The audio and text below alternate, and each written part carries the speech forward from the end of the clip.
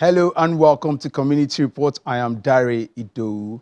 Ibeji Lekki is now a choice destination for property development companies and arguably the fastest growing real estate region in Nigeria. Endowed with beautiful ocean front and lagoons, this area of Lagos is an attraction for tourists. In Ibeji Lekki, new communities are springing up as well. Of course, these rapid development may come with some downside.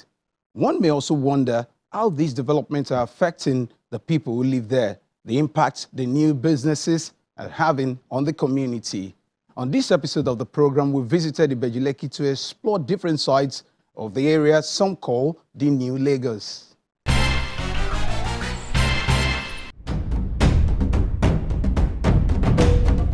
What comes to mind when Ibeji Lekki is mentioned? Real estate promotional materials and land marketing of the new home for industrialization. The community hosts free trade zone, the deep sea port, Dangote refinery and petrochemical industry, Dangote fertilizer plant and other businesses. Ibeji Lekki is expected to become a central hub for business, manufacturing, warehousing and logistics. It is safe to say the actualization of this plan is in progress. Besides all these massive industrial developments currently ongoing in the area, the construction of residential apartments are also visible in almost every part of the community.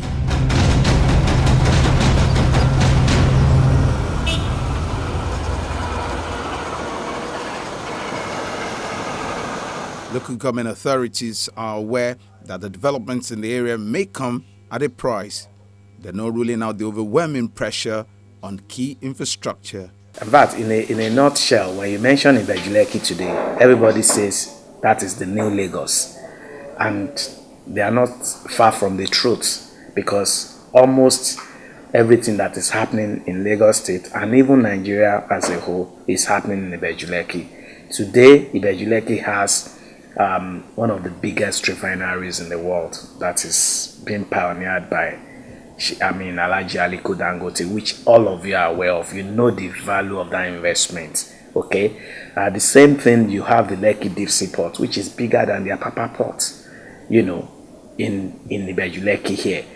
So there is an airport that is coming in here. So many things are actually coming in at the same time. I think due to our geographical positioning, I think we've been very lucky to become the center of attraction. This place is called Lekki Peninsula. Even in the 80s, it was coined Lekki Peninsula. So it's a piece of land sitting between the Atlantic Ocean and the Lagos Lagoon. So it is a natural attraction for, people who want to live good life. And as such, so Ibeji Lekki is very viable for businesses. It's viable for people who want to live and have beautiful life. And now it has become an industrial hub.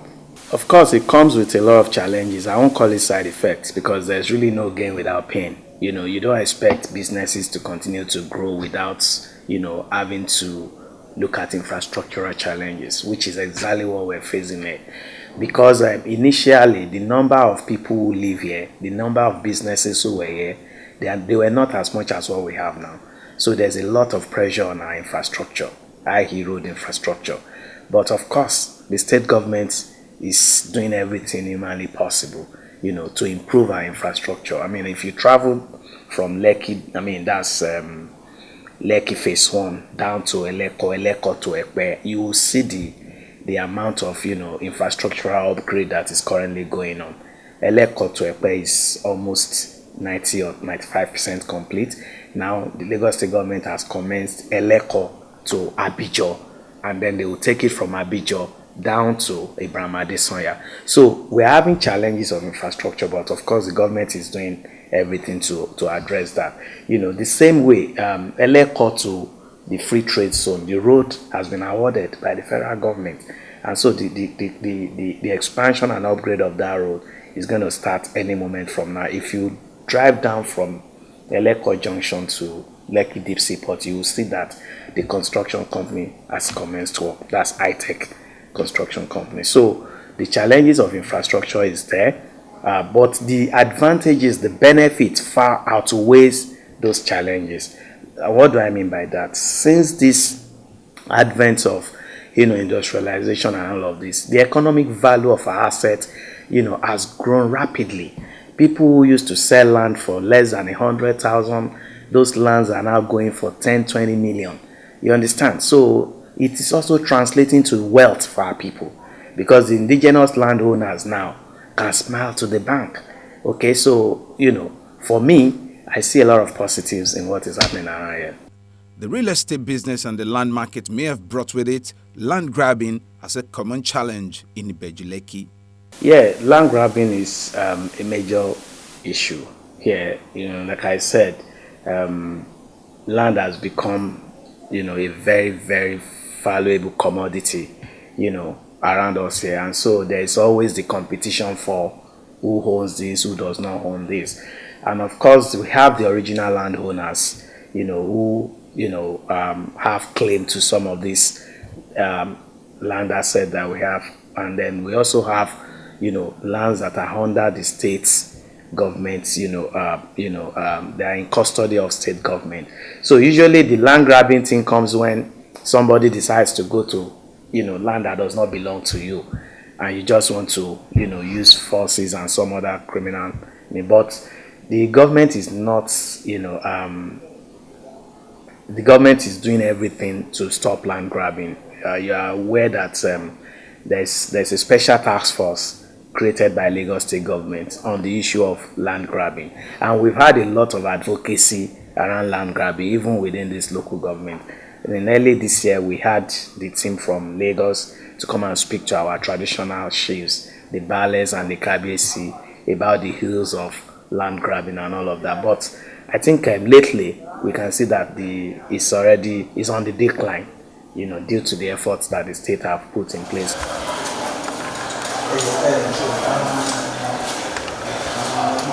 As part of our effort to understand the people and their unique culture, we also touched base with a traditional ruler in one of the communities there.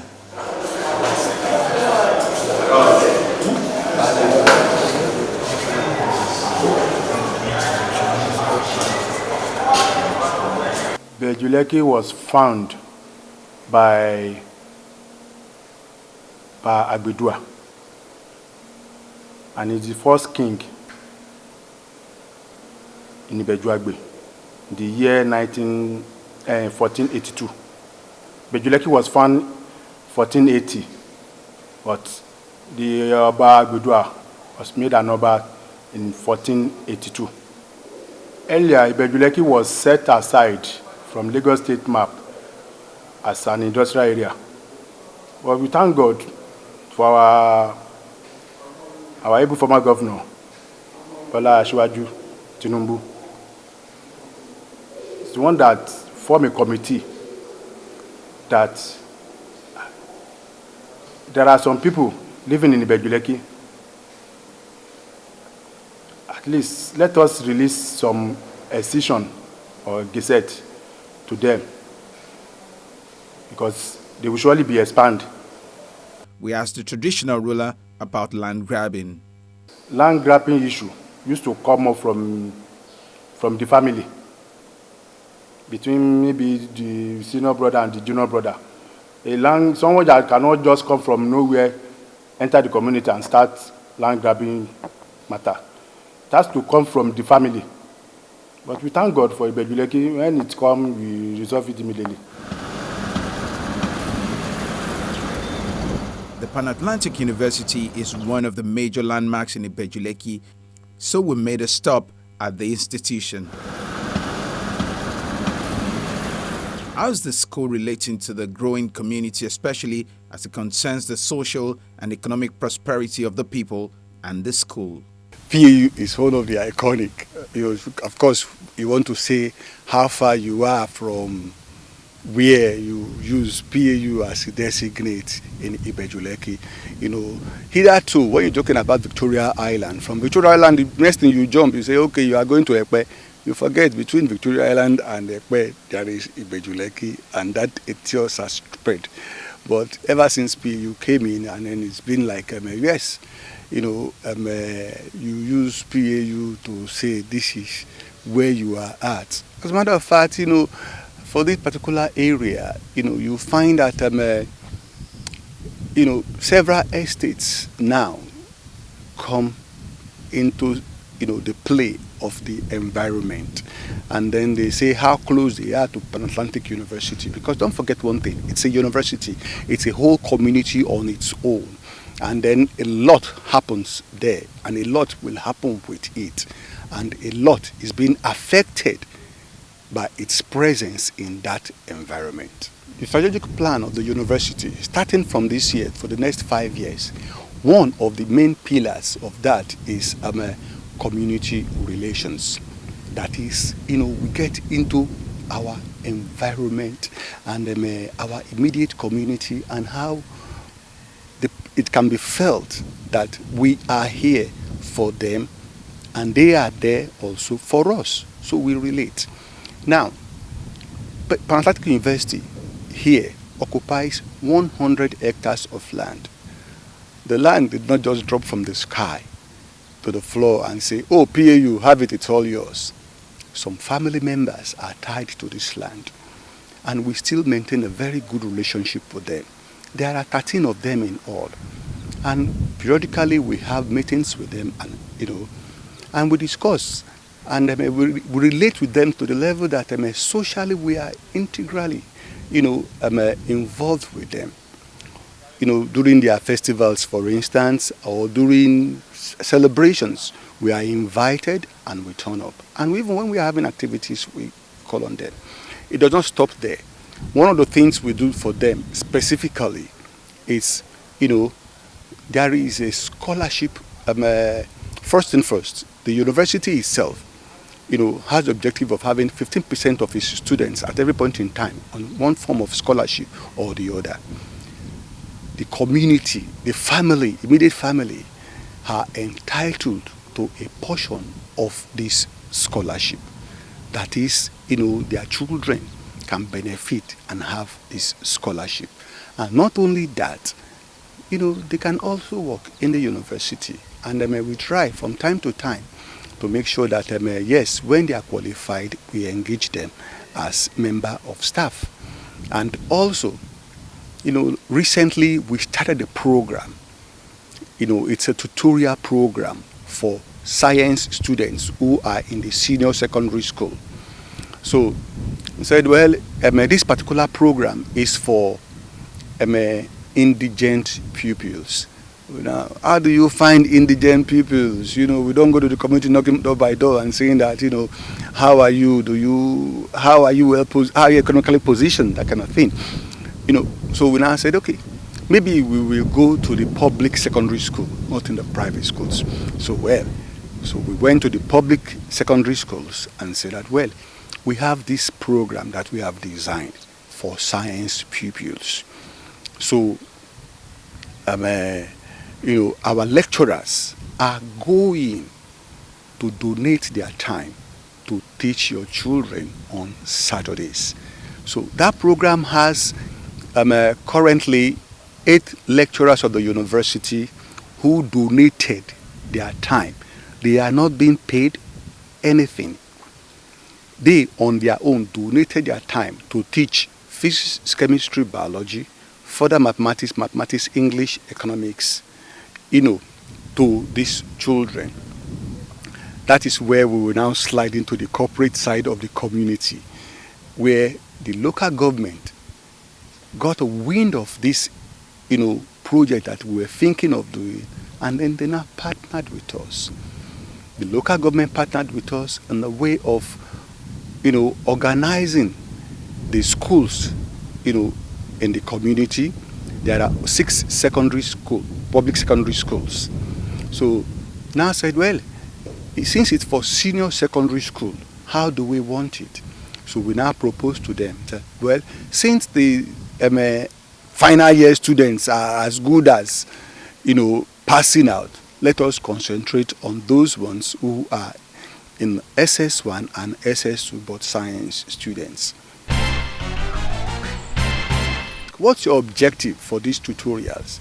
The tutorials is strictly to prepare the pupils for external examinations so that they can pass their WAEC and their JAMB and so gain admission into university. Even university like PAU, because of course they are indigent students, so we know that, and they can form part of the pupils that we can give scholarship to. And where we get into a limit of scholarship provision, we might even help, to get additional scholarship for them, whether to study in PAU or to study in other prime universities in Nigeria. Remember, they are science students. What's our interest in science students? We're looking at it because when we spoke with the traditional people, we said, look at your community. It is serene. It is quiet. When I say quiet, that is very few economic activity, but it's not going to remain that way for long. With the free trade zone, you're now going to have manufacturing industries. You already have Dangote. Do you want your children to work in such companies as gatesmen or T-boy? So that's our really long-term objective, that we prepare these pupils in science and engineering. They pass their WAEC, pass their JAMB, probably gain admission to this university or to other premier universities like UNILAG, IFE, and everything, and ultimately apply for job in their community.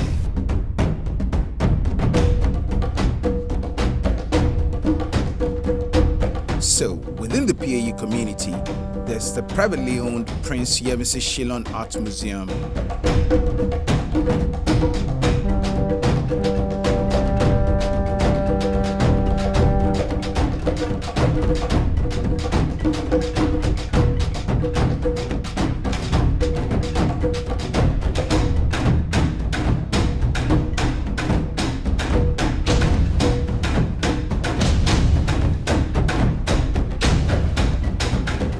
The 900 square meter museum hosts over 1,000 artworks from Shillong's vast collection. The Yemisi Shillong Museum of Art was donated to us by Prince Yemisi Shillong. He gave us 1,000 works from his collection, along with funding to build the museum and sustain it for some time. Now, what we've been doing with the museum is to make sure that we are of educational service, first of all, to the Pan-Atlantic University, and by extension, the community surrounding it. We have these programs we have created now called the Pre-Colonial Societies of Nigeria, where we bring secondary school students from neighboring communities, mainly from underserved communities, to the museum, feed them for a day, take them on tours of the exhibitions, have arts and craft activities with them, and then get to have sessions on art history. This is very important for us because the result is that these students finish with these sessions and come out feeling like they want to participate in art or in history or even in museum practice. This is something that's important to us because then just in addition to them learning about art and learning through art, they see career opportunities. This is the impact that we want to have to the communities that surround us, to the young people especially, which is our primary audience. A lot of the works in the museum here right now are thanks to the generosity of Prince Yemisi Shillong. So he gave us 1,000 works from his collection and has still been given since then. So we have a little bit, maybe 1,015 works from Prince Yemisi Shillong as we speak. However, his work has had a ripple effect on the art community. So we have had collectors come to the museum and feel encouraged to donate works to our collection as well. We have had artists visit the museum and also encouraged to donate to our collection. We have had artists who have loaned works to the museum for exhibitions and then walk in after the exhibition and see what their work is, where their work is located, and they say, you know what, we change this from a loan to a donation. So yeah, it has had a ripple effect on the community, and hopefully this continues to grow. So you said something about the hideouts. Yeah. You need to speak more on that. Yes, we like to call this our little hideouts. We don't hope to change the entire world from here because it's a really small place in an obscure part of Lagos. But it's also important that while we are here, we are not Lagos's best kept secrets. We want to be able to engage more, to reach people more, to serve more communities even beyond the Ibeju-Lekki axis. And we are doing that in little steps, taking baby steps. But yeah, we are confident that this would grow. So like Michael has said, the whole essence of this museum is to see how we can make an impact on people through object-based learning. We want people to learn and discover with art and through art. We start with a piece like this, for instance, by an artist called Larry Tejo. It was donated to us by Larry. So he's an artist who is very, very critical about how people treat their surroundings. All of these are made out of pure water sachets, if you look closely. That's what we're trying to do. Exactly. So the common waste materials you find littered all over the streets, he picks them up and he turns them into something beautiful, because he wants people to think about how, instead of defacing their environment, defacing their surroundings, we should think of how we can make it beautiful. We should all be careful about how we treat the ecosystem.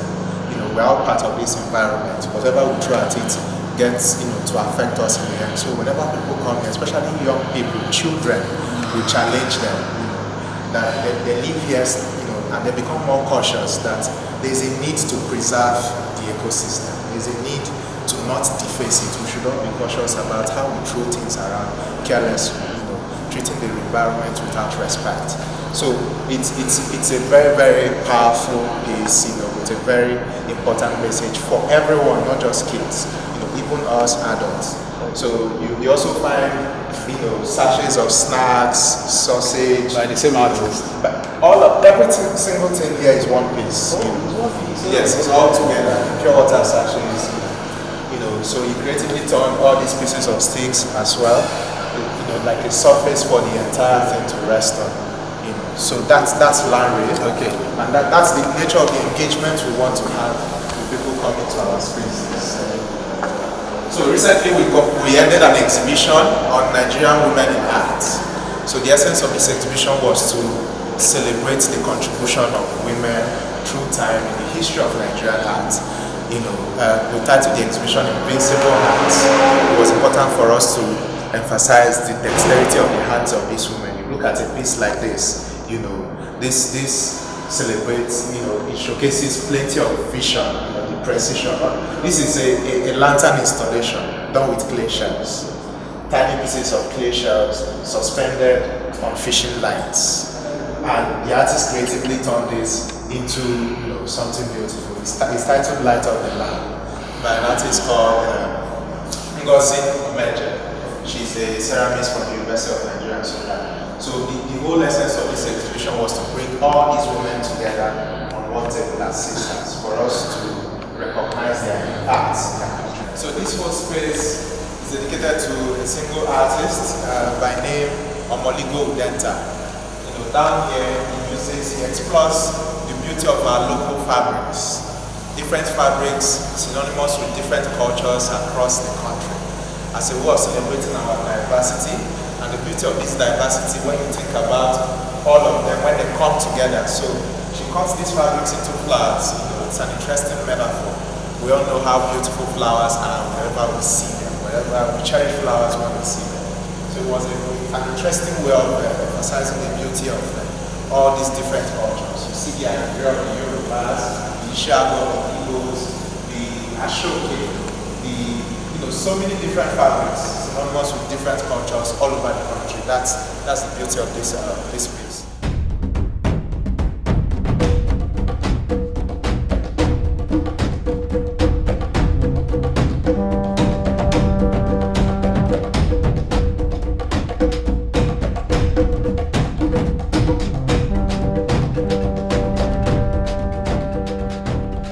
Away from the school community, the ocean provides a place of recreation for residents and visitors with a beautiful coastline. A fun time is never far away.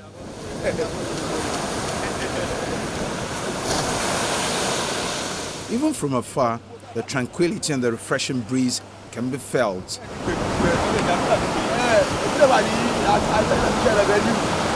We have a lot of tourism potential. Apart from the Atlantic Ocean, we have so many islands around us here within the corridor of the Lagos Lagoon. I mean, if you travel a few miles, you know, to the, this is north, right? To the south, yes. This is to the south. You find yourself in a lagoon. Few miles to the north, you're in the Atlantic Ocean. So our beachfronts are natural tourist zone. Okay, and also our highland. When you cross the lagoon, you get some islands. These are places where people could travel to, enjoy yourself, have fun, travel on the lagoon, and just you know, move away from the hustle and bustle in Lagos. The beautiful landscape surrounded by the ocean provides a huge economic advantage and appears to be one of the reasons why Ibeju-Lekki is fast becoming a destination for various socio-economic activities.